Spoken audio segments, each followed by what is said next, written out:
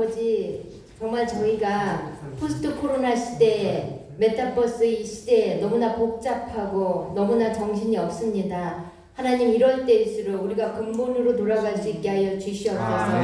이럴 때일수록 우리가 성경에서 답을 찾을 수 있게 하여 주시옵소서. 하나님 아버지, 너무나 물밀듯이 밀려들어오는 정말 이 세속적인 문화에 우리의 다음 세대들이 방황하고 있습니다. 어디로 가야 될지 모르고 있습니다. 또한 고통을 당하고 있습니다. 하나님 아버지, 이것을 우리가 바라만 보지 않고 정말 이것 우리가 다음 세대에 대해서 엎드리게 하시고 간절하고 절실하게 해주셔서 성경에서 답을 찾게 하여 주시옵소서. 정말 우리에게 맡겨준 이 다음 세대를 정말 책임지는 우리 세대 되어줄 수 있게 하여 주시옵시고, 진정으로 올바로 신앙을 전수하고 말씀을 전수하고 교육을 전수하는 우리들 되게 하여 주시옵소서. 이 시간에도 성령께서 우리들에게 통찰력을 주시고 또한 조명하여 주시기를 간절히 간구하며 예수님의 이름으로 기도드렸습니다. 아멘.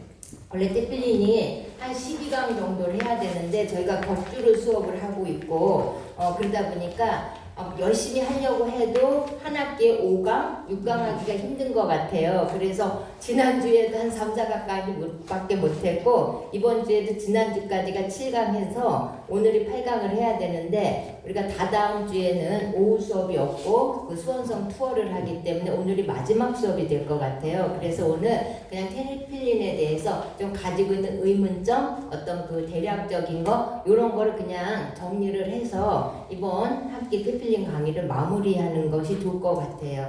우리가 계속 반복하는데 태필린 교육의 목표는 우리가 지금 너무나 바벨론 문화, 돈, 음란, 배교 이거를 팽창하여 있는 세대에 우리가 이거에 맞서서 대응할 수 있고 극복할 수 있는 다음 세대를 양성하는 게 목적이고요. 그리고 우리가 마지막 시대 우리 그 겟세마네에서는 특별히 한민족의 부르심에 대해서 우리가 굉장히 강조하고 있는데 우리가 부르심만 알 뿐만이 아니라 이것을 이룰 수 있는 다음 세대들, 우리 다음 세대를 양성하기 위한 것이고요. 그리고 정말 우리 주님 재림할 때 거룩한 신부로 단장할 다음 세대를 양성하는 게 이게 태필린 교육의 목표입니다.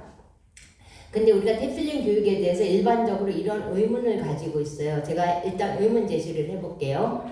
태필린 교육 결국 암기 위주 아닌가? 주입식 교육이 아닌가? 자녀들을 잘못하다가 억압하고 오히려 자녀들로 하여금 말씀이나 신앙에 대해서 거부감이나 저항감이 생기게 하지 않을까? 독창성, 자율성, 창의성 등의 이거를 저하시키는 것이 아닐까? 이런 의문을 많이 하시더라고요. 그리고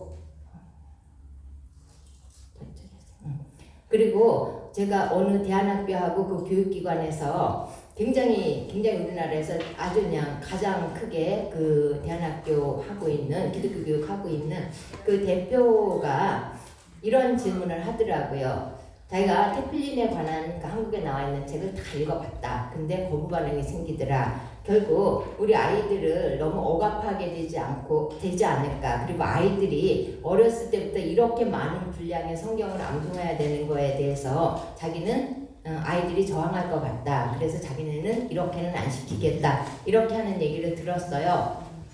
그래서 과연 이 암기 교육이라고 하는 거, 주입식 교육, 이게 아이들을 정말 억압하는 걸까? 그리고 독창성이나 자율성, 창의성을 정말 저하시키는 걸까? 이런 부분에 대해서 우리가 함께 이 시간에 좀 생각해보는 시간이 되었으면 좋을 것 같고요.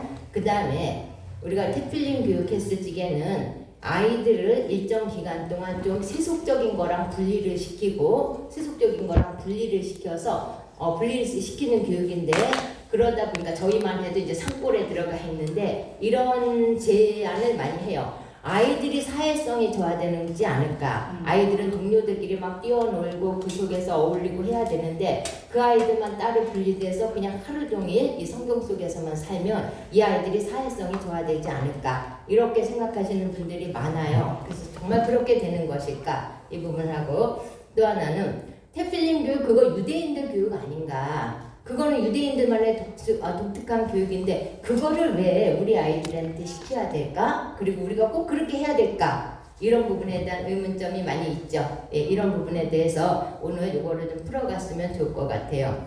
일단 유대인의 교육의 핵심이 무엇일까? 우리나라에서 유대인 교육의 핵심이 무엇일까는 대부분 이렇게 생각을 해요. 유대인 교육 열린 질문이다. 유대인 교육 열린 토론이다. 유대인 교육 창의력인 교육이다. 유대인 교육 천재 교육이다. 우리가 보통 이렇게 알고 있어요. 과연 유대인 교육의 핵심이 천재 교육일까? 창의력 교육일까? 열린 질문일까? 열린 토론일까? 이런 부분에 대해서 오늘 우리가 좀 생각해 봤으면 좋겠고요. 지금 우리 국내에 소개된 유대인 교육에 관한 이 책들이 엄청 많아요. 유대인 교육법도 많고 또 강남 같은데 뭐 하브르타 교육법 이런 거 엄청 많고 이런 국내에 소개된 유대인 교육의 책들 과연 얼마만큼 신뢰할 수 있을까? 이 부분에 대해서 조금 어떤 그 통찰력을 줄 수 있는 영상이 하나 있어서 우리가 이 영상을 보시면 적어도 두 가지 질문에 대답을 하실 수 있습니다. 첫 번째, 그래서 유태인 교육의 핵심은 무엇이냐?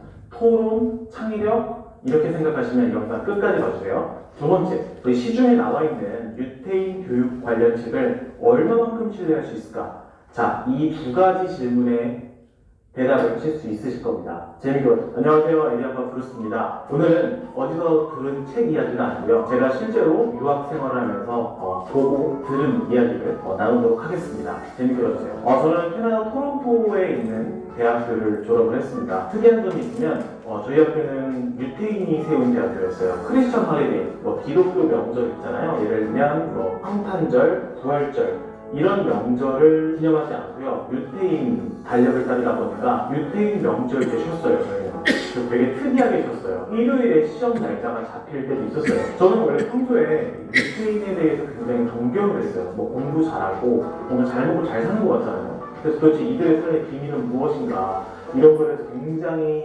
궁금했었는데 저희 학교에 유태인 학과가 있대요. 그래서 유태인 학과에 있는 주요 과목들을 들어보자라는 마음으로 교양 과목 때 Contemporary Jewish Lives in North America 맞을 거예요. 현대 북미에 살고 있는 유태인들의 삶에 대한 고찰 이런 과목이었어요. 근데 그 과목을 처음으로 들으러 갔는데 저는 저 같은 유학생도 좀 있고 동양인도 좀 있을 줄 알았거든요. 동양인은 둘째치고 클래스에서 저 혼자 유태인이 아니었어요. 다 유태인이었고 교수님은 물론이고요. 다 유태인이고 30명 중에 저만 유태인이 아니었습니다. 저만 동양인이었고요. 물론. 그래서 굉장히 사람들이 저에 대해서 호기심을 가져있어요. 쟤는 뭐냐? 왜 우리 수업에 들어왔지? 쟤는 정체가 뭐지? 그리고 굉장히 감사한 일이 있었는데 저희 클래스에 한국에서 2년간 살다 온 유태인 친구가 있었어요. 유태인 친구를 우연히 알게 돼서 굉장히 친하게 지내면서 진짜 궁금한 것들 많이 물어봤어요. 차마 못 물어보는 것들 있잖아요. 대놓고 못 물어보는 거 이런 거 이제 물어봤던 것 같아요. 이 친구들한테 굉장히 궁금했어요. 첫 번째, 유태인들은 다 똑똑한가? 아니에요. 네, 성급한 일반화에 오르겠죠. 마치 우리나라 사람들이 모든 한국인이 다 수학을 잘하는 건 아니잖아요. 정말 똑똑할 거예요. 저는 실제로 같은 클래스에서 공부를 보고 똑같은 주제에 대해서 에세이를 써보면서 느낀 점이 있잖아요. 똑똑할까요? 네, 똑똑합니다. 정말 똑똑합니다. 그런데 우리가 생각하는 유태인들은요, 이런 유태인들은 전체 유태인의 10%밖에 안 돼요. Orthodox Jews라고 하는데 정통파 유태인입니다. 우리가 생각하는 유태인은 이럴 거야, 이렇게 살지 않을까? 이런 유태인들은 전체 유태인의 10%밖에 안 되고요. 대부분의 유태인들은 어찌 보면 굉장히 평범하게 살고 있는 경우가 많아요. 자기가 유태인인지 그렇게 인지를 많이 안 하고 산다는 경우가 있다는 거겠죠. 네, 아무튼 저희 클래스에는 이상하게도 이 정통파 유태인들이 한 80% 이상을 차지했어요. 분위기 살벌했겠죠. 진짜 클래스 전체가 다 이런 사람들만 있다고 하면 거기에 저 혼자 앉아있었던 거예요. 제가 클래스 공부하면서 느꼈던 게 있어요. 얘네들이 질문이 달라요. 질문의 수준이 다릅니다. 이게 잘 보이려고 하는 질문이 아니라 본질을 물어보는 질문을 합니다. 굳이 극단적인 예를 말씀을 드리자면요. 우리나라에서는 선생님한테 질문하면 예쁨을 받거나 질문을 많이 하면 적극적인 이미지가 있어서 질문을 위한 질문을 하는 사람이 있다고 생각을 해요. 많지는 않겠지만. 그런데 유태인들과 제가 수업을 들으면서 느꼈던 점은 그런 학생은 한 명도 없었고요. 그런 학생 한 명도 없었고 정말로 적극적이고 창의적인 질문을 하면서 클래스가 그냥 가르치는 느낌이 아니라 하나의 가치를 창출하는 느낌이었어요. A를 가르치는데 A를 주입받는 느낌이 아니고요. A를 가르치다 보니까 알파벳을 다 같이 만드는 느낌? 정말 신기한 경험이었습니다. 제가 그래서 제 친구한테 물어봤어요. 야, 너희들은 어떻게 이렇게 토론도 잘하고 어떻게 이렇게 창의적인 질문을 하냐 물어보니까 잘 모르더라고요. 네. 어떻게 한국인한테 갑자기 왜 김치 잘 먹어요? 라고 물어보면 대답 못하는 것처럼요. 잘 모르더라고요. 그런데 이제 제가 제 친구 있잖아요. 한국말 잘하는 제 친구한테 물어봤어요. 근데 이 친구는 정통파 유대인이 아니에요. 날라리 유대인이었어요. 날라리 유대인. 학점을 잘 받으려고 이 수업을 듣는 그런 유대인이었습니다. 물어봤어요. 야, 얘네들 너무 질문도 창의적이고 잘하는데, 야, 얘네들 진짜 뭐 어떻게 공부했어? 이렇게 물어봤거든요. 유태인들은 4살 때부터 13살까지 모세 오경을 달달달달 외울 수밖에 없다고 합니다. 네, 왜 그러냐면은 13살 때부터 소위 우리가 생각하는 탈무드 토론을 하기 시작했는데, 이 토론을 하려면 모세 오경을 완벽에 가깝게 암송할 수 있고 장착이 돼 있어야 토론할 수 있는 자격이 주어진대요. 또 토론을 못한다면 굉장히 수치겠죠. 그러다 보니까 부모님들은 당연히 자부심을 가지고 어렸을 때부터 4살 때부터 13살까지 모세 오경이 아이 머릿속에 내 속까지 아예 뚫고 아예 장착이 되도록 정말 노래로 가르치고 챈트로 가르치고 여러 가지 방법을 통해서 암기를 시킨다고 합니다. 굉장히 중요한 작업이에요, 이게. 그러니까 이 모세 오경이 머릿속에 장착이 된 다음에야 우리가 생각하는 열린 교육, 우리가 생각하는 열린 질문을 할 수 있는 그런 토론의 장이 열어진다고 하는 겁니다. 자, 근데 우리가 한번 생각해 볼 필요가 있어요. 우리나라의 유태인 자녀 교육에 대해서 이야기할 때는요, 이 암기 파트는 그렇게 중요시 여기지 않고요. 이 뒷파트, 토론, 열린 질문, 이 얘기만 해요. 13살 때 이미 유태인들은 토론을 할 컨텐츠가 있는 겁니다. 그러니까 질문을 위한 질문을 하는 게 아니라 정말 궁금해서 물어보는 창의적인 질문이 나올 수 있는 거고요. 이런 소프트웨어가 없는 상태에서 하는 질문은 자꾸 질문을 시키잖아요. 질문을 하라고 하고 그런 상황에서는 사실은 창의적인 질문이 나온 게 아니라 질문을 위한 질문, 논쟁을 위한 논쟁, 그런 소모적인 분위기가 연출이 되겠죠. 여러분 자녀에게 지금 어떤 거를 암기시키시고 있으십니까? 이상하게 우리나라에서는 암기식 교육, 주의식 교육이라는 말이 굉장히 부정적인 의미로 통용되고 있는 것 같아요. 그런데 어떤 의미에서는요, 암기와 주입은 너무 필요한 과정이고 어린 나이에는 필수적으로 이루어져야 될 부분일 수도 있다는 거예요. 전 4년간 유태인 친구들을 보면서 느낀 게 있어요. 교육이 정말 중요하고, 그리고 독서가 너무 중요하고, 글쓰기 연습이 너무 중요하구나. 그리고 더 중요한 거는 이 모든 교육은 정말 좋은 책을 어린 시절부터 암기할 수준으로 장착이 됐을 때 이 모든 게 발현이 될 수 있는 거구나 싶더라고요. 저는 그래서 우리 제 아들 에디에게 정말 좋은 컨텐츠를 암기시키려고 합니다. 이게 자꾸 깨지는 거예요. 네. 그래서 우리 그 암기식 교육, 주입식 교육 그런 굉장히 알레르기 반응을 일으키는데 여기 지금 이 동영상에 나온 동영상에 그 설명하는 그분에 의하면 가장 그 우리가 생각하는 뭐 암기 아니 뭐 토론 뭐 열린 질문 뭐 하브르타 이런 거 굉장히 주장하는데 그거를 하기 전에는 먼저 그거를 할 수 있는 콘텐츠가 먼저 이 뇌세포까지 파고들어서 새겨져 있어야 된다 그 내용이잖아요. 그렇죠? 네. 그래서 우리가 조금 더 설명해 볼게요. 우리가 하브르타 토론교육 이거를 굉장히 많이 주장하는데 이 근원이 신명기 6장 7절에서 나왔어요. 우리 빨간 글씨만 보면 말씀은 강론할 것이며 그리고 신명기 11장 18절에서 19절 마지막 절도 보면 네가 집에 앉아있을 때든지 길을 갈 때든지 누워있을 때든지 일어날 때든지 이 말씀을 강론하고 이게 토론교육 또는 하브르타 교육이 나온 근원인데 우리 이 토론 하브르타 교육의 본질이 토론하는 거, 하브르타 하는 거, 강론하는 거, 논쟁하는 거라고 생각을 했을 때 중요한 건 뭐냐면 뭐를 토론할 것인가, 도대체 뭐를 토론할 것인가, 뭐를 논쟁할 것인가. 이 토론, 하브르타의 내용이 있어야 되겠죠. 근데 하브르타의 내용, 우리가 여기서 하브르타 교육이 왔는데 하브르타의 내용 뭐를 토론하라고, 뭐를 강론하라고 했죠? 말씀을 강론할 것이며, 말씀을 강론할 것이며. 그래서 이 토론 하브르타의 내용 콘텐츠가 있어야 되는데 그게 말씀이라는 거예요. 이게 있어야지만 토론이 가능한, 이거를 토론해라 그랬기 때문에. 그런데 이 토론을 하기 전에, 하브르타 하기 전에 전제 조건이 있죠. 그 전제 조건이 보세요.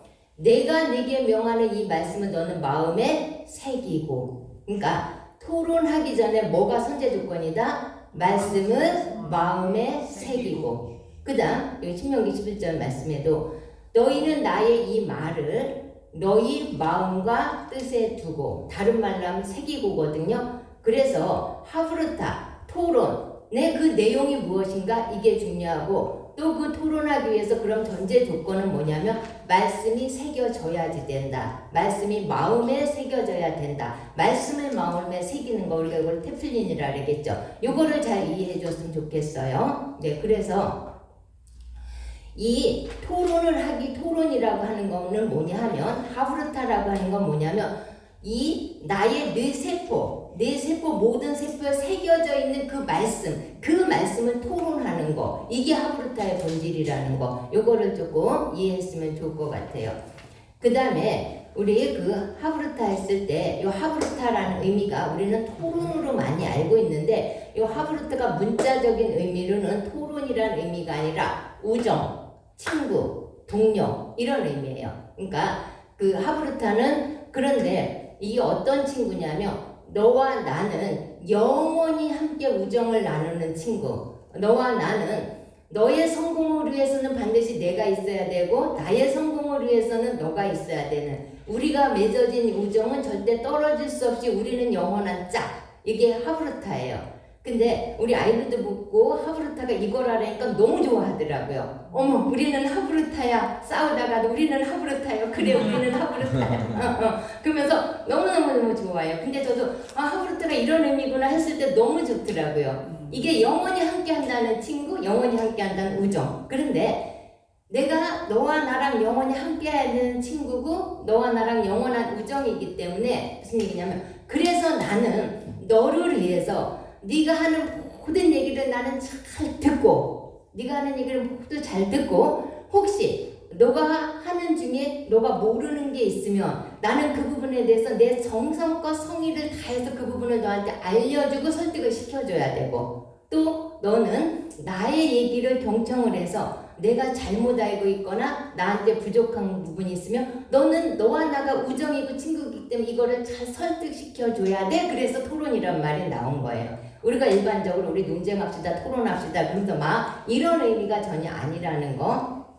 예, 그래서 요 그 하브르타 교육은 아까 그 우리 처음에 그림에도 그 예시바 가면 우리랑 도서관 구조가 다르다 그랬잖아요. 두 명씩 짝을 지어서 이렇게 토론할 수 있는 그런 그 책상 구조가 돼 있다 그랬는데, 그래서 일반적으로 학생들끼리 짝을 이루어서 서로 질문을 주고받으면서 논쟁하는 그런 유대인의 전통적인 토론 교육 방법인데, 이걸 우리가 문자만 따다가 그냥 학교에서 둘씩 짝져가지고 토론시키게 한다. 이거는 정말 본질하고 맞지 않는 교육이다. 그래서 정말 내가 토론을 할지게도 내가 누구랑 토론을 하가 중요한데, 나의 영원한 파트너, 나의 영원한 짱, 나의 영원한 동료, 이 동료랑 내가 서로를 우리는 살리고 서로를 세워주기 위해서 우리는 그러긴 관계이기 때문에 우리는 그런 어떤 그 과정 중에 하나로 토론을 한다. 하브르타를 좀 이렇게 이해를 해야지 우리가 올바로 이해하는 것 같아요. 그래서 그 유대인들이 보통 그 사람들의 경전이라는 탈무드를 공부할 때 주로 이 방법을 많이 사용한다고 그러죠. 그리고 이시바나 어떤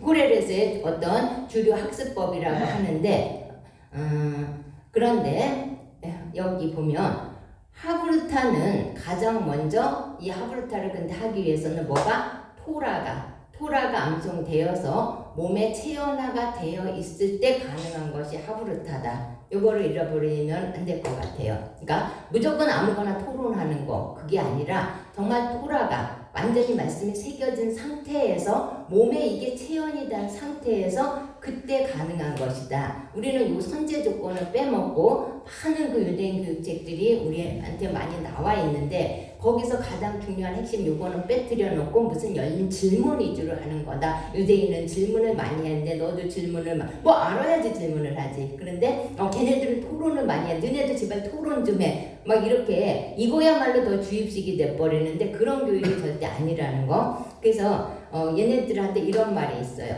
말로 할 수 없는 거는 모르는 거다. 그러니까 말로 할 수 없는 건 모르니까 내가 알고 있는 거를 이렇게 짝을 지어서 이렇게 그 나눌 때 내가 그거를 말로 할 수 없다면 나는 아직 모르고 있는 거다. 그래서 정말 이게 가르치고 강론이 돼야지 내가 확실하게 이해를 하고 알고 있고 그 다음에 너가 나한테 이거를 설명할 수 있고 나한테 이거를 설득시키게 있어야지 네가 완전히 알고 있는 거다. 이렇게 서로 이거를 확인하는 그런 수업 방식이라고 이해하면 좋을 것 같아요. 그래서 우리 국내에 소개된 하브르타 학습법 보면 그 하브르타 국내 책 중에 하나 제가 인용한 거예요. 이렇게 써놨어요. 질문하고 토론하라. 하브르타 교육법. 그러면서 하브르타는 짝을 지어 질문하고 대화, 토론, 논쟁하는 것이다. 이것을 단순화하면 함께 이야기를 나누는 것을 의미한다. 부모와 자녀가 이야기를 나누고 친구끼리 이야기를 나누고 동료와 이야기를 나누는 일이다. 이야기를 진지하게 주고받으면 질문과 대답이 되고 대화가 된다. 거기서 더 전문화되면 토론이 되고 더 깊어지고 전문화되면 논쟁이 된다. 이렇게 소개되어 있거든요. 본질하고 맞을까요? 네, 본질하고 전혀 안 맞는 거죠. 네, 뭐 주고받고 이야기하는 거, 뭐 친구처럼 얘기하는 거, 부모 이런 내용이 전혀 아니라는 거. 근데 우리는 이거를 하브르타 교육이라고 잘못 알고 있다. 요거 우리가 좀 분별했으면 좋겠어요. 그래서 아까 그 영상에서도 말했지만 토론을 위한 토론, 무조건 여기 수원 어디 무슨 그 대안학교인데 거기서 그 하브르타 교육을 시킨다고 성경 구절을 뽑아가지고 애들을 이제 서로 토론을 시키는데 얘네들이 서로 이겨야 된다니까 그냥 말싸움을 하기 시작을 하다가 막 짖는 것 같은 애가 막 울고 막 그런 분위기가 된다. 아 진짜로 여기 있어. 근데 그거는 아니잖아요. 근데 우리는 막 토론, 뭐 질문 막 이런 거에 그게 아니라는 거. 그래서 토론할 내용. 내가 하브르타를 하려면 그 내용이 새겨져 있어야지만 되는 거다. 새겨져 있어야지 되는 것이다. 그래서 하나님은 어렸을 때부터 먼저 말씀이 토라를 마음에 새기라고 명하셨다. 이건 하나님의 명령이잖아요. 그렇죠? 네. 그래서 어떤 주제로 토론을 하든지 간에 말씀이 새겨져 있는 상태에서 토론하는 거라 그것이 수학에 대한 토론이든 뭐 과학에 대한 토론이든 말씀이 새겨져 있는 상태에서 토론하는 거랑 말씀이 없는 상태에서 토론하는 건 아주 극에서 극이고 전혀 다르다. 말씀이 새겨진 상태에서 토론을 할 경우에는 어떤 주제로 토론을 하더라도 본질에 접근할 수가 있고 그리고 그것이 어떤 내용이든 주제든 하나님과 일치되는 결론을 서로 낼 수가 있는데 그렇지 않으면 정말 토론을 위한 토론으로 밖에는 되지 않는다. 이거 동의하시죠? 네. 그래서 이런 토론, 이렇게 말씀이 새겨진 상태에서 토론을 할 때만 근본적인 문제를 해결할 수가 있고 또 문제의 근본을 해결할 수 있고 새로운 것을 창출하고 세상을 바꿀 수 있는 창의적인 될 수가 있다. 예, 요 부분 하브르트가 뭔지에 대해서 오늘 요 개념이 확실하게 파악이 됐으면 좋을 것 같아요. 그래서 우리가 아까 질문처럼 유대인 교육의 핵심이 무엇인가? 토론인가? 천재교육인가? 열린 질문인가? 아니다. 암송이다. 이 부분에 대해서 우리는 굉장히 거부 반응인데 아니에요. 암송이에요. 왜냐하면 그래서 어렸을 때부터 성인시까지 그래서 얘네들의 가장 교육의 핵심은 모세오경을 암송하는 거다. 성인시 때까지 뭐 우리가 그러니까 이 모세오경 어떤 방법으로도 이것을 암송하는 거 이것이 가장 교육의 핵심이다. 이거 저기 기말고사 과제에 나오는 거예요. 잘 들어두세요. 그래서 모세오경이 뇌세포에까지 완전히 새겨졌을 때 정착된 후에 열린 교육, 열린 질문을 할 수 있는 토론의 장이 열린다. 그래서 유대인 교육의 핵심은 암송이라는 거. 네. 그래서 물론 열린 교육, 독서, 글쓰기 굉장히 중요하죠. 이거는 토라가 뇌에 새겨진 후에 정착된 후에 시작하는 것이다. 그래서 가장 근본 핵심은 암송이라는 거. 네. 그 다음에 우리 그 뇌신경학자들이 이렇게 얘기하는데 이 내용 참 잘 이해했으면 좋겠어요. 우리 같이 읽을까요? 시작. 우리가 암송을 반복할 때 뇌는 대상 자체를 모방하는 것이 아니라 그 안에 들어있는 정신의 패턴을 모방한다.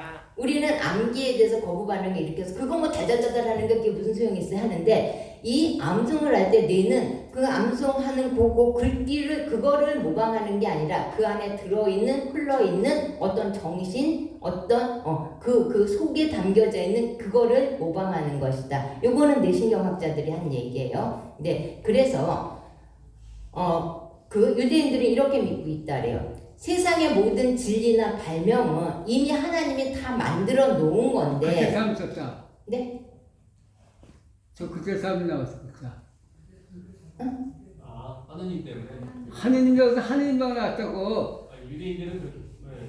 유대인들은 세상의 모든 진리와 발명은 하나님이 이미 만들어 놓은 사물의 섭리를 인간이 이해하는 것부터 나온다. 그러니까 하나님이 이미 다 사실은 만들어 놓은 그 섭리를 우리가 이해하는 것부터 나오는 것이다. 이렇게 이해를 하고 있고요. 그래서 창의성 했을 때 우리는 무에서 유를 만들어내는 거라고 생각하는데 창의성은 무에서 유를 만들어내는 어떤 별난 능력이 아니라 기존에 우리가 아는 것에서 파생되는 것이다. 그래서 세상의 그 어떤 창의적인 이론도 무에서 만들어지지는 않는다. 이미 알고 있는 것에서 나오는 것이다. 그래서 유대인들은 첫 자녀 교육의 첫 시작은 암송이라고 믿고 있고, 그래서 왜냐하면 어렸을 때 이 뇌에 새겨져 있는 말씀은 영원토록 그 뇌리에서 남기 때문에, 네, 그래서 역설적으로 들리겠지만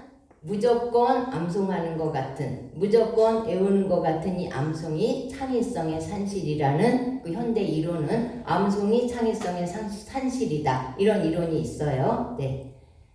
그래서 우리 이거 왜 이게 먼저 나지? 이거부터 볼게요. 그래서 저희 아이들이 선사하고 있는 것 좀 잠깐 볼게요.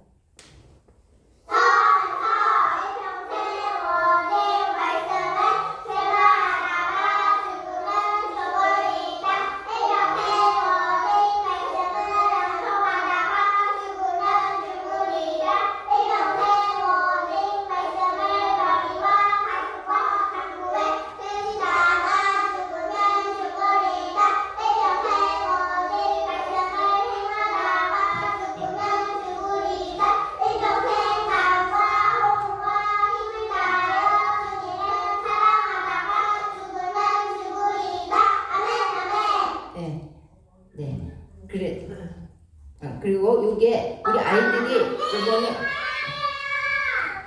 요게 아이들이 놀고 있는 거예요. 암송하는 게 아니라 놀고 있는 거예요. 놀고 있는 거를 우리 선생님 하나가 애들이 놀고 있는 거를 하도 신기하게 놀고 있어가지고 그냥 찍은 거거든요. 암송이 아니라 어떻게 놀고 있는지.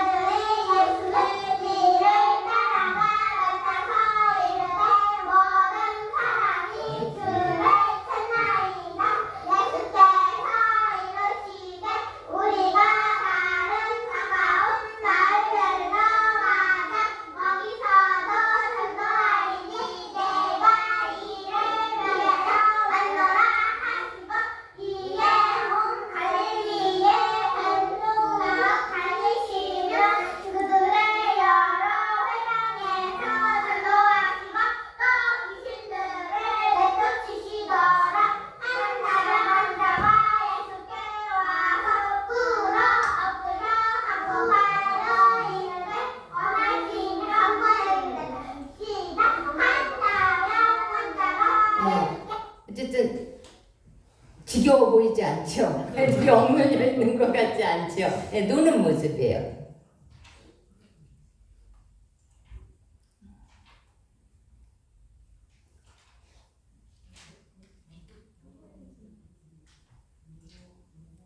안 되네요. 네. 어쨌든 우리 이건 정치 얘기는 아니에요. 어쨌든 이승만 대통령이 저 팬 인사이드 아웃이라는 이 책하고 또 독립정신, 이 책 굉장히 유명하고 해외에서 굉장히 영향력이 있었던 책이잖아요. 그래서 어떻게 일개 청년이 그 미국의 미래를 내다보고 그 태평양 전쟁을 예언할 수 있었을까? 어쨌든 그 이승만 대통령에게 예지력이 있었고 예언적인 통찰력이 있었고 그 다음에 굉장히 설득력 있는 그 토론을 했었던 분인데 이 근원이 어디서 나왔을까? 다섯 얘기를 하면 이렇게 설명할게. 우리나라에서 최초로 태필린을 한 사람이 누구일까? 네, 보세요. 이승만 대통령이 여차여차해서 한성 감옥에 있죠. 네, 한성 감옥에 있는데 어느 선교사님이 성경책을 전해줘요. 근데 그게 뭐였냐면 킹제임스 성경이었어요. 근데 이 킹제임스 성경은 그래서 칼을 사형수기 때문에 칼을 차고 있었는데 이 성경책을 이 칼 위에다 놨는데 이게 묶여 있고 차고 있으니까 못 넘기죠. 못 넘기니까 그 맨날 칼에 이렇게 채워져 있으니까 옆에 누구 보고 뭐 간수나 누가 들어서 이것 좀 넘겨주세요. 이놈 자식아 조용히 해. 이제 그러면 못 넘어가는 건 이게 3일이 똑같은 장이 있을 수도 있고 4일이 똑같은 장이 있을 수 있잖아요. 예, 그래서 펴진 데가 요한복음이었는데 요한복음은 그래서 킹제임스 버전으로 암송을 했대요. 네, 실제로. 그래서 본의 아니게 그것도 킹제임스 버전으로 성경을 암송을 했는데 그러다 보니까 이 신약 성경이랑 이 전체를 다 암송하게 됐는데 이 예지력, 통찰력 이게 여기서 나왔다. 이거 믿을 수 있는 근거입니다. 예, 그래서 우리나라에서 최초로 한 태필린이 한성 감옥에서 이승만 대통령이 했었던 이 태필린이었다. 예.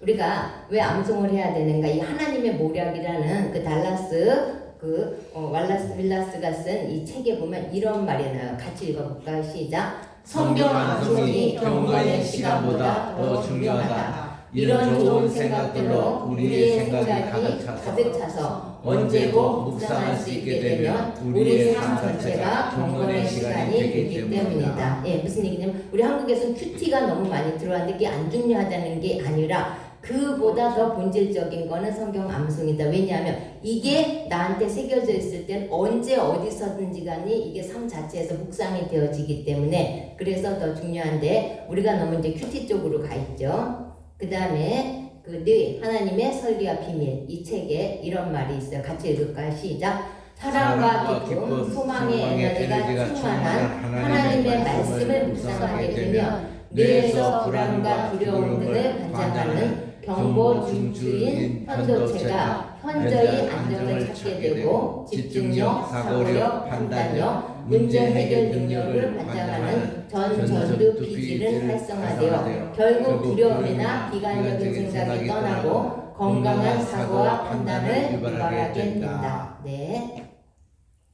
그래서 우리 뇌의 구조랑 이 성경의 구조가 같다 그러죠. 이 뇌의 구조가 우리 뭐라래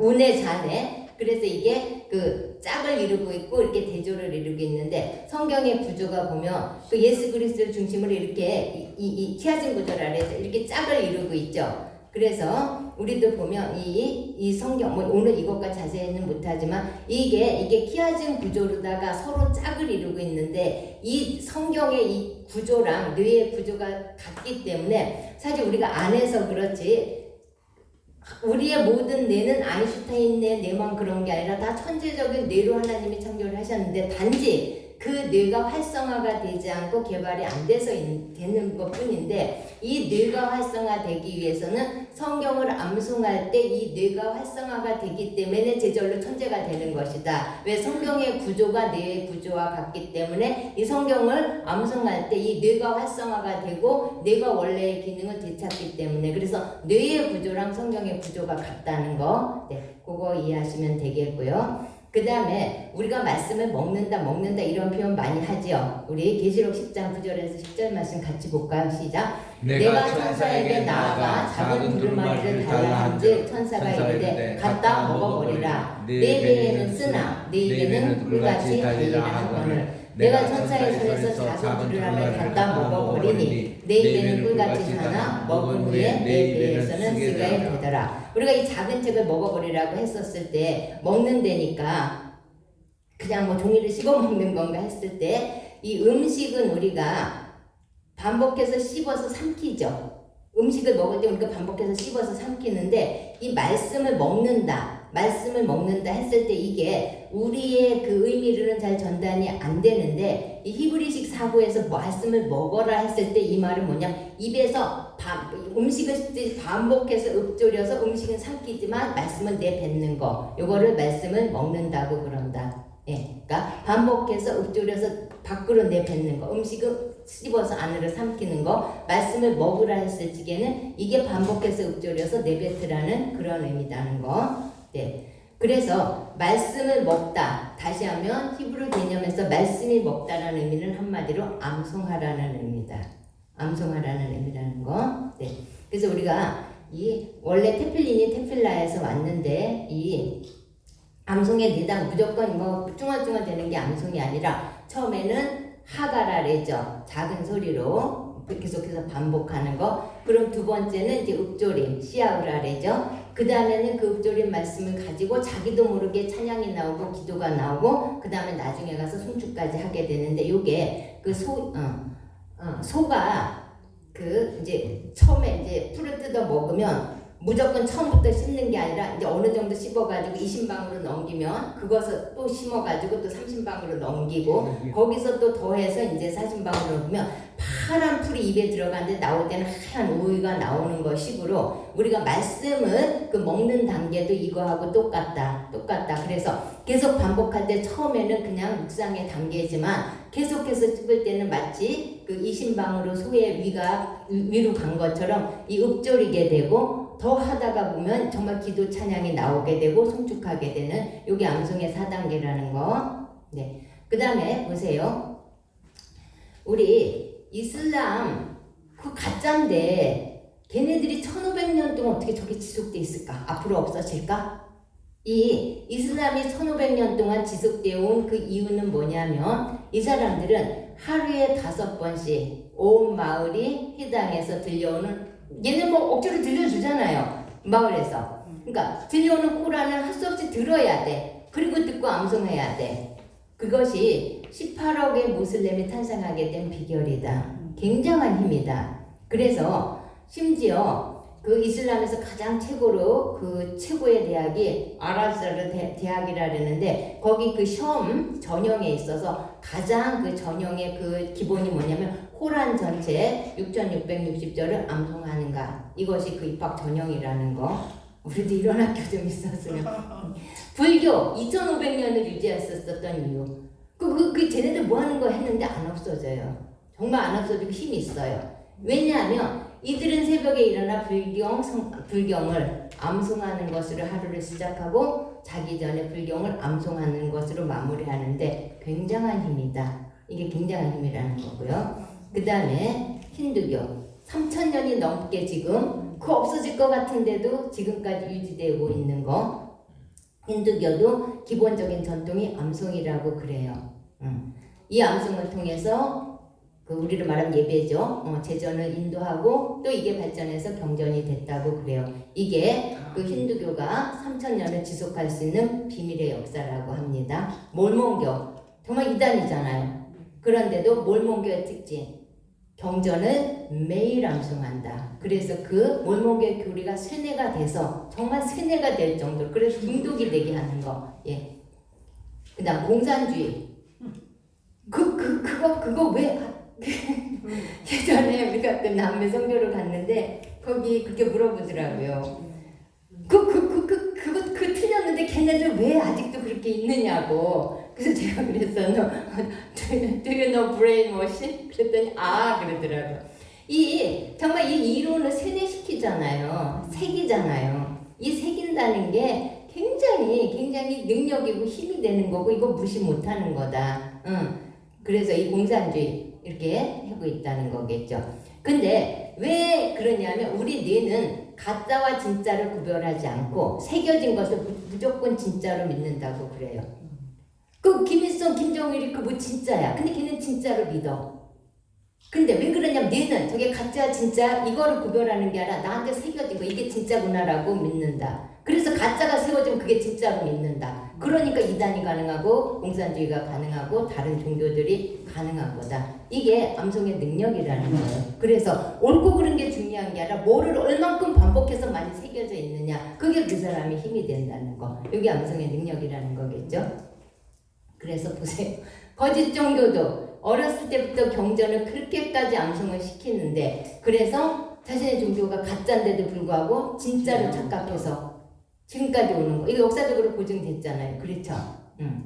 그래서 가짜도 반복되는 이 암송에 의해서 가짜도 새겨가져서 진짜로 우리가 믿게 된다는 건데, 요거를 이제 심리학자들은 자기 암시라고 그러죠. 그래서 아이고, 잘못된 교리의 신앙과 의식이 뭔가 뼛속에 전이되어서 다른 것을 받아들일 수가 없이 체질화가 된다는 거죠. 제가 그 대학교 1학년 때 저희 학교에 40세 된 그 남자분이 통일교를 이 학교에 들어와서 동아리 등록을 해서 이거를 전파하기 위해서 학력고사를 다시 봐가지고 들어온 분이 있었어요. 네, 그러니까 학교에 그 보고만 시키기 위해서 그냥 전도는 안 되고 학생으로 가장해서 들어와야 되니까 학력고사를 봐서 1학년으로 들어왔으니까 말하자면 저희 그 동기였죠. 그래가지고 이제 열심히 이제 막 선교단체에 막 활동하는 것처럼 하면서 이 사람이 이제 그 본심은 그 통일교였어요. 근데 이 사람이 겁도 없이 우리 선교단체의 그 대표분하고 붙었어요. 그랬는데 정말 이분 우리 그 대표도 굉장히 그 논리적이고 이런 분들, 어쨌든 이틀 밤을 꼬박 그 밤새 토론을 해서 이 사람이 기독교를 전향을 했어요. 전향을 했는데 이 사람이 누구냐면 통일교 처음에 육천상 결혼을 시킬 때 그 중에 한 쌍이었던 적이에요. 그래서 이제 남편이 이제 기독교로 전향을 했으니까 이제 부인 데리고 와야 될 거잖아요. 그래서 이제 부인한테 내가 이차해서 난 이게 아닌 것 같아가지고 부인을 데리고 왔는데, 내가 그거 생각하면 지금도 눈물이 나. 그 부인이 일어서서 그러더라. 소개를 하는데, 저는 아직도 통일교 그 교리가 뇌에서 떠나지 않아요. 저는 아직도 이게 지워지지가 않아요. 그러면서 울더라고요. 저는 이 교리가 지워지지가 않아요. 저는 이게 머리에서 떠나지를 않아요. 왜냐면 그 사람은 정말 뼛속까지 그게 정말 전이돼 있는 거기 때문에 기독교가 안 받아들이는 거죠. 이게 정말 이 세뇌, 암송에, 왜냐면 이게 무의식에 새겨진 거기 때문에, 예. 그래서 우리가 아이들이고 우리도 말씀이 안 들어가는 이유는 먼저 새겨진 게 있기 때문에, 뭔지는 모르지만 먼저 새겨진 걸로 우리가 가득 차 있기 때문에 이게 들어오지를 않는다. 그래서 정말 무의식에 새겨져 있는 거, 그거에 의해서 사람은 돌아가게 돼 있다는 거. 제가 무슨 마인드셋하고 관련된 거 어떤 그 필독 도서가 있어서 읽었는데 거기 이런 내용이 있더라고요. 왜 어렸을 때 우리 부모님들이 이런 얘기 많이 하다. 우리 돈 없어. 돈 많았나 봐. 돈 없어. 왜 그게 많이 세뇌가 되잖아요. 그러면 우리 이런 사람 있잖아요. 이제 공부 열심히 해서 직장 다녀서 어느 정도 돈을 축적을 했어. 사업도 어느 정도 잘 돼가지고 축적을 했어. 그래서 정말 어느 정도 정착이 됐는데도 꼭 이상한 투자를 해. 주식을 사도 꼭 내려가는 것만 사. 뭐 투자를 해도 꼭 망하는 것만 타. 그렇잖아요. 그래가지고 이미 된 거 다 꼭 말아먹어가지고 빈털터리 되는 사람들 많잖아요. 다 조사를 해봤대요. 근데 다 무의식 속에 나는 돈 없어가 있었대요. 그래서 이 사람은 돈이 없어야 편한 거야. 그래서 어떻게 하든지 돈을 없애야 돼.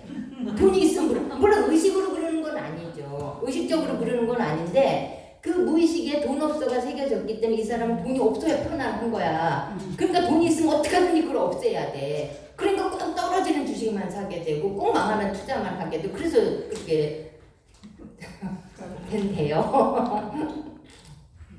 그래서 우리 미각 수용계 세포라는 게 있죠. 인간의 본능은 익숙한 것만, 좋고 나쁜 거로 구별하는 게 아니라 익숙한 걸 좋아한다. 그래서 우리 왜 예수님이 이런 말씀하셨죠. 사람마다 오래된 그 묵은 포도주를 줬다 한다 그랬을 때, 오래된 포도를 맛있고 좋잖아요. 근데 그게 묵은 포도주 오래된 그게 아니라 익숙한, comfortable, 편안한 거를 좋아한다. 그러니까 익숙한 게 편안한 거잖아요. 네. 그래서 입맛도 어렸을 때 먹은 거를 좋아한다. 제가 얘기 많이 했는데, 어떤 그 결혼을 했는데 이 남편이 그 여자 보고 밥 못한다 그렇게 타박을 한대요. 밥이 오늘은 질다, 뭐 오늘은 되다, 그래서 되기하면 되다, 질다, 뭐. 그 너무 신경질이 나가지고 어느 날 밥을 하다 모르고 태웠대요. 그랬더니 남편이 바로 이 맛이라고 내가 정말 이 맛을 찾아. 왜 그러냐면 그 남편의 엄마가 맨날 밥을 태워서 누룽지 해서 줬대요. 이 사람은 이게 익숙하니까 그게 맛있었던 거야. 이게 익숙한 거는 좀 맞아. 그래서 어릴 때 이거 말씀을 들은 사람은 말씀을 듣는 게 좋다. 그걸 좋아한다. 그리고 정말 왜냐하면 이 말씀이 자기하고 주파수가 맞아. 주파수가 맞으니까 좋아해. 그래서 말씀이 아닌 주파수가 들어오면 짜증내. 말씀이 아닌 거 하면 짜증이 나. 오히려 반대로. 우리는 말씀이 그러면 짜증이 났는데 그게 아니라 왜 그러냐면 이게 우리 그 세포에 이런 그 익숙한 것을 좋아하는 그 세포가 돼 있기 때문에 그렇다는 거죠. 그래서 유대인한테 강보 교육이란 거 있죠. 우리 이거 그 이스라엘 저기 세계 기독교 박물관에 소장하고 있는 거라는데 유대인들이 강보가 뭐냐면 아기 나면 싸는 거 있잖아요. 그 아기 나면 싸는 건데 이 지금 박물관에 있는 저기 강보에 이렇게 쓰여 있대요. 1933년 한 좋은 날 태어나다. 하나님이 토라를 위하여 결혼을 위하여 그리고 선한 일을 위하여 그를 기르실 것이다. 여기 이 강보에 이런 글이 새겨져 있대요. 근데 보통은 이제 여자가 임신을 하게 되면 그날부터 이 강보를 준비해서 여기다가 뭐 가훈이 될 수 있는 거 아니면 뭐 이게 그 가장 중요한 말씀 이 아이한테 주고 싶은 이거를 여자들이 수놓는다 그러잖아요. 수나서 아기를 낳자마자 이렇게 싼다 그러잖아요. 강보를 요렇게 우리 이랬더니 우리 교회도 어떤 나 다시 강보를 싸게 다시 날 거예요 그러던데.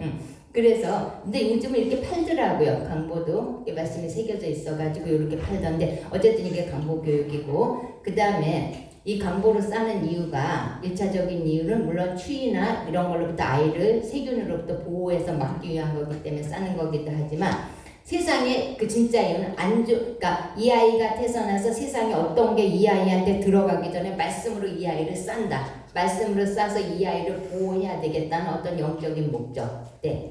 영적인 목적. 그래서 그거로다가 이 강보로 싸고 그 강보 교육을 한다고 그래요.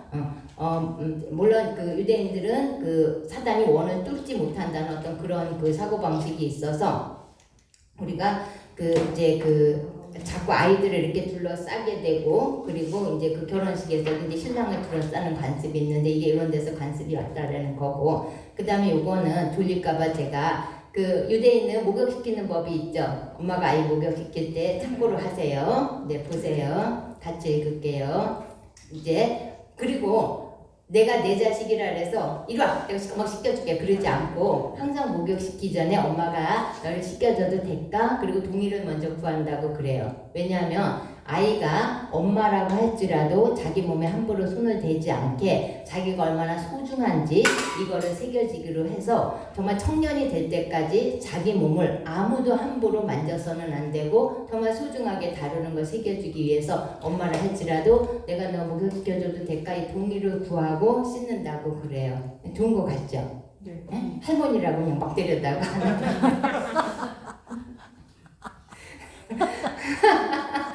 찐이나 보다.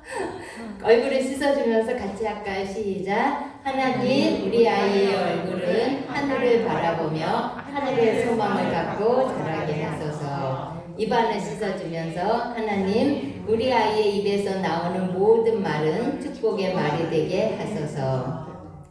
머리를 감기면서 하나님 우리 아기의 머릿속에는 지혜와 지식이 가득 차게 하옵소서. 손을 닦아주면서 하나님 이 아이의 손은 기도하는 손이요 사람을 칭찬하는 손이 되게 하소서. 가슴을 닦아주면서 하나님 우리 아이의 가슴에 나라와 민족을 사랑하는 마음을 주소서. 5대양 6대주를 품고 살게 하소서. 배를 씻어주면서 하나님 우리 아기의 오장육부는 건강하고 튼튼하게 자라게 하소서. 성기를 씻어주면서 하나님 우리 아이가 자라나 이 거룩한 성기관을 통해 거룩한 백성들을 만들게 하옵소서. 결혼하는 날까지 순결을 지켜 하나님이 원하시는 가정을 이루고 축복의 자녀를 준비하게 하소서. 엉덩이를 씻어주면서 하나님 우리 아이가 교만한 자리에 앉지 않게 하시고 하나님이 원하는 자리에 앉게 하옵소서. 등 허리를 씻어주면서 하나님 우리 아이가 보이는 부모를 의지하지 않고 보이지 않는 하나님만 의지하게 하소서. 다리를 씻어주면서 하나님 우리 아이가 부지런한 자리가 되어서 온 민족을 먹고 살게 하소서. 아이가 엄마가 목욕시켜줄 때마다 이 기도문을 듣는다며 그렇죠?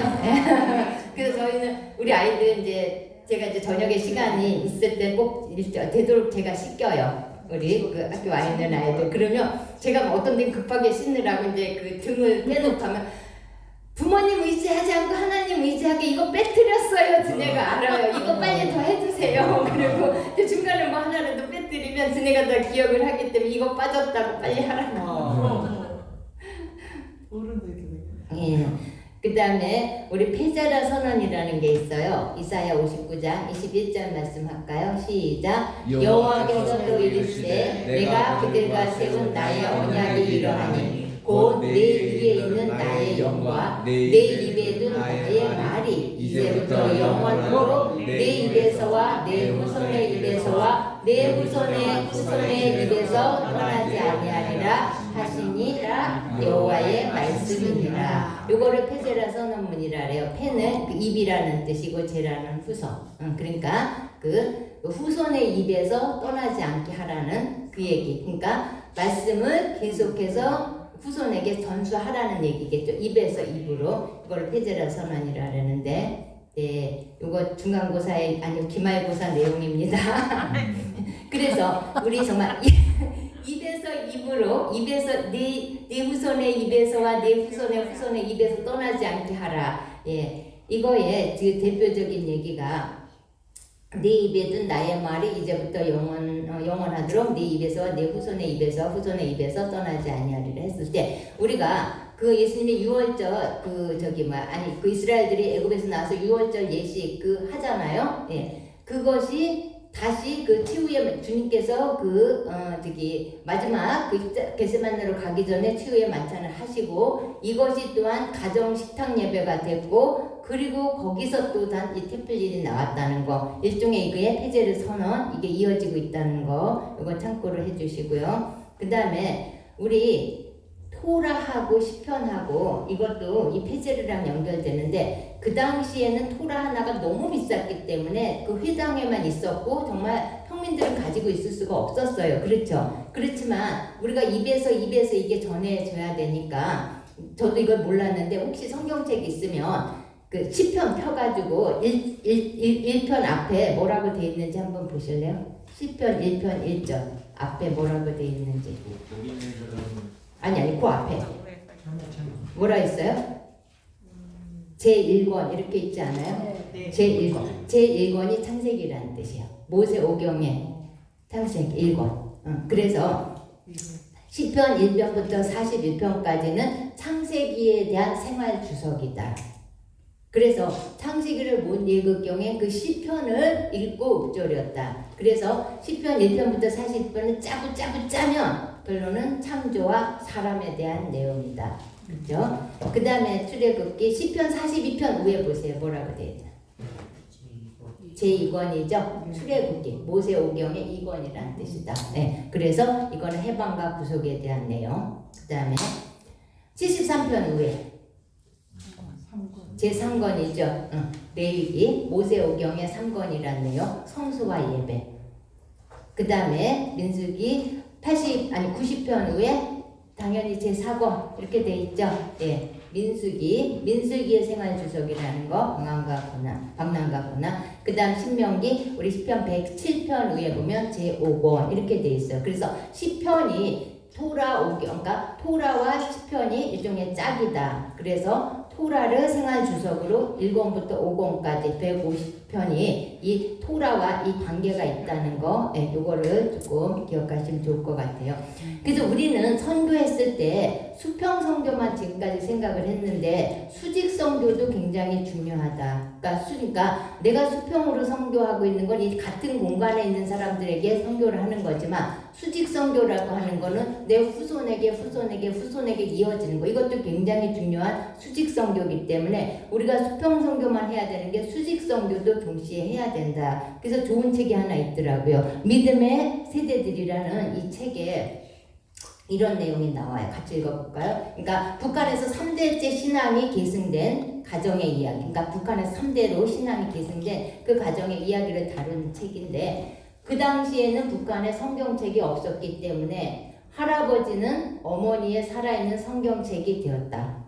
그러니까 할아버지가 전수했다는 얘기죠. 할아버지가 어머니의 살아있는 성경책이 되었다. 할아버지께서 돌아가신 후에 어머니는 기억 속에 있었던 모든 성경 이야기를 나에게 전해주었다. 이렇게 우리는 십계명과 몇 개의 찬송가를 알게 되었다. 그러니까 폐제라죠. 네 후손과 후손의 후손의 입에서 떠나지 않게. 성경책이 없었는데도 불구하고 이게 수직성교라는 거.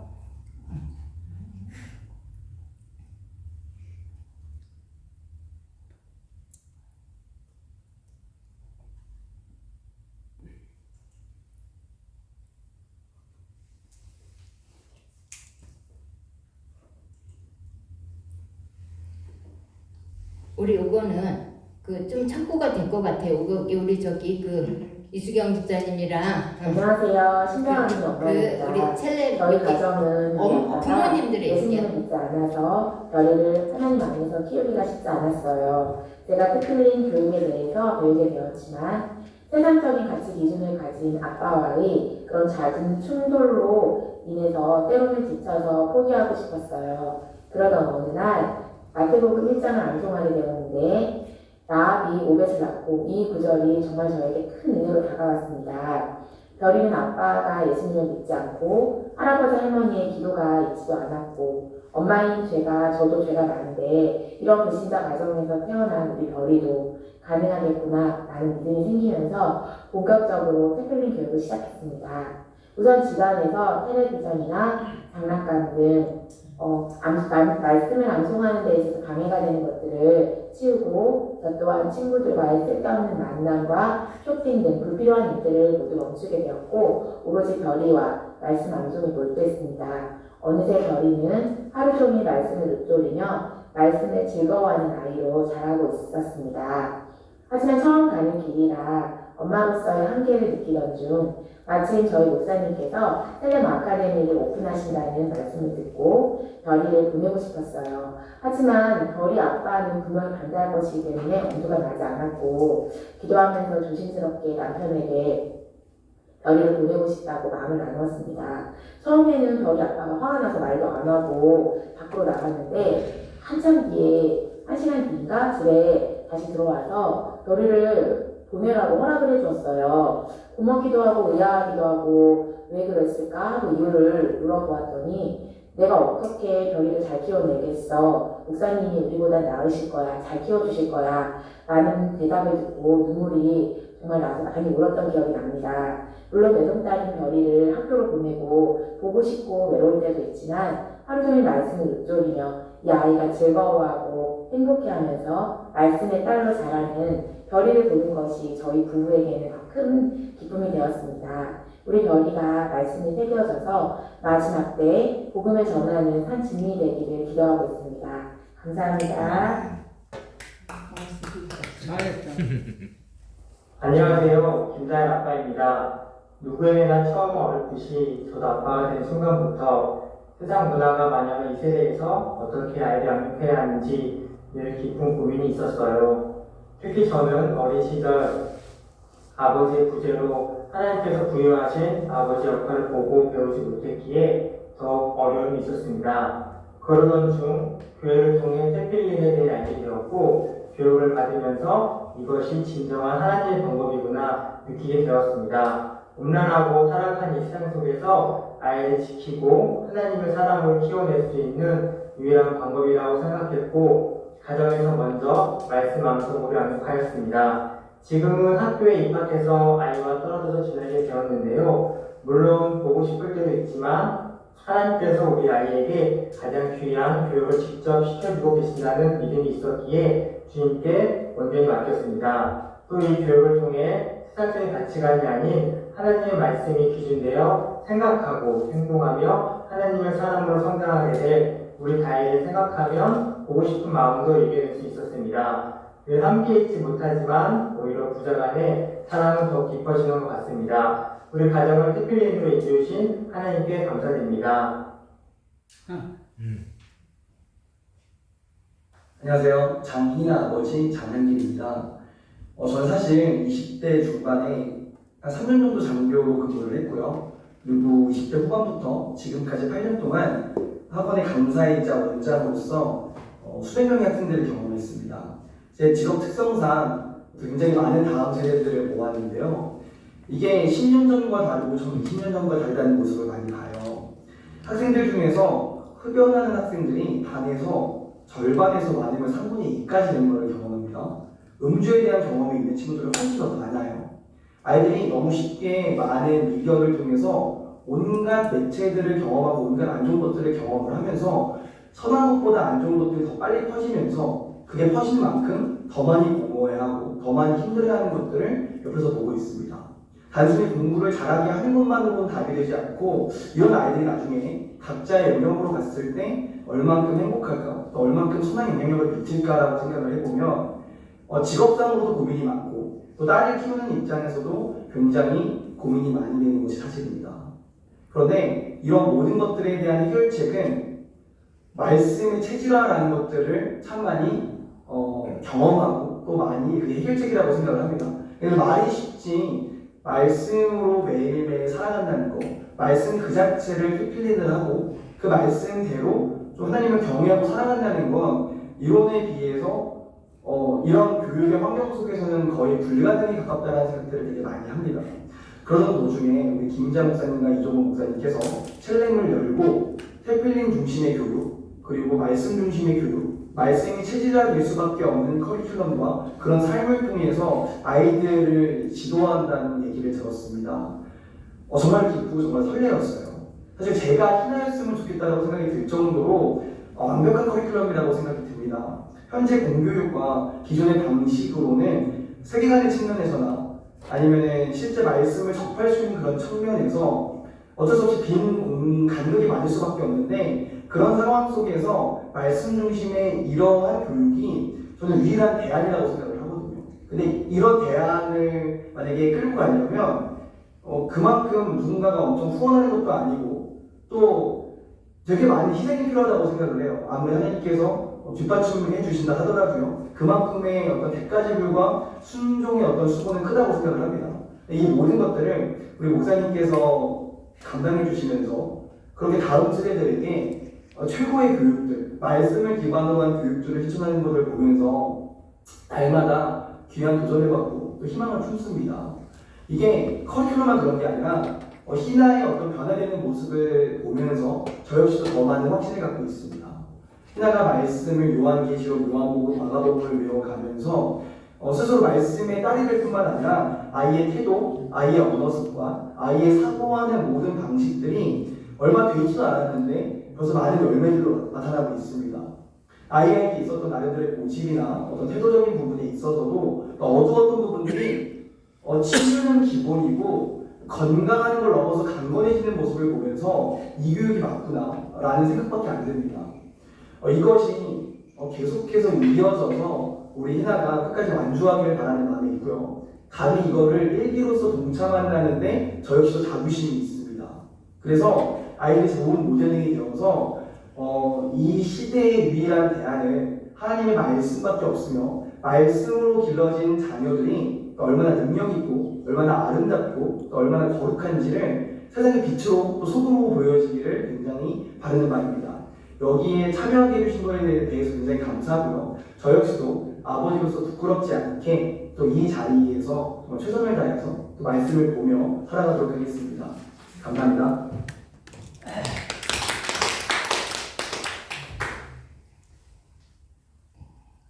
네, 그래서 이제 참고로 그럼 이걸 어떻게 시작할 것인가 이런 부분에 대해서 좀 실제적인 도움을 드릴게요.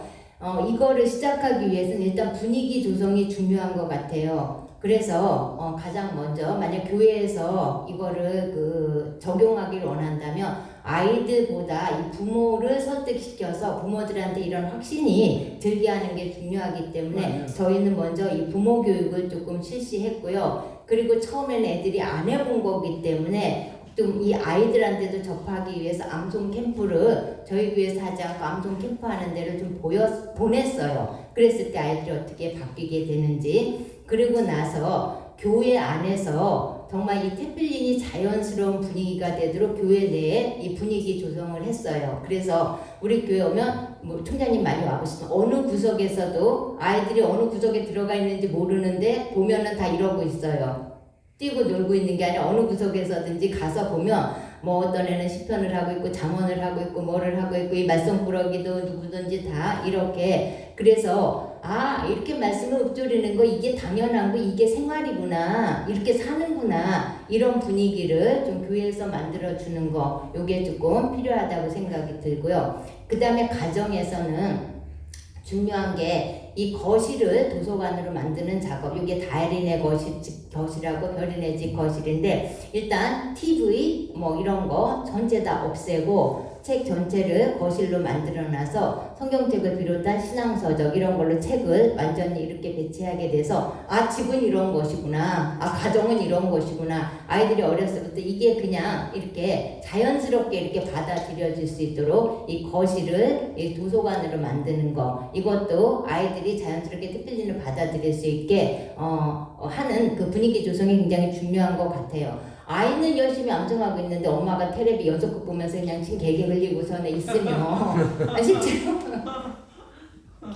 우리 제일 먼저 실수했던 어떤 집에서 이제 테레비부터 없애겠느냐 그랬더니 아빠가 없애겠습니다. 우리는 없애겠습니다. 그래서 그날 막 애들하고 테레비하고 작별식을 막 사진을 막 이렇게 찍어가지고 테레비 오늘 안녕 뭐 이래가지고서는 테레비를 어디로 다 보냈는지 버렸는지 하고 뭐 거실을 이렇게 만들었대요. 그러고 나가지고 엄마는 이제 얘들은 그래서 이제 거실에서 너무너무 열심히 이제 암송을 하고 있는데 어쩌다가 이제 안방에 들어가 보니까 아빠는 노트북으로 야구 보고 있고 엄마는 카톡으로 뭐 보고 있고 그래서 아이들이 정말 그 부모에 대해서 이렇게 신뢰하지 못하고 그래서 이게 부모의 노력이고 헌신인 것 같아요. 그래서 부모가 포기할 건 좀 아까 우리 별이 엄마가 정말 친구들하고 쓸데없는 만남 이걸 다 일단 차단을 했다. 그리고 그 시간에 아이하고 암송을 시작했다. 그러는데 정말 저번에도 우리가 말씀드렸잖아요. 그냥 13살까지만 우리가 희생이 좀 되잖아요. 그 다음부터 걔네들이 우리 공경할 거니까. 그죠? 그거 왜 못하겠어요. 그죠? 이렇게 하는 게 중요하다는 거. 선교지 가서 잘 하세요. 우리 윤성 교사님. 네, 그렇지.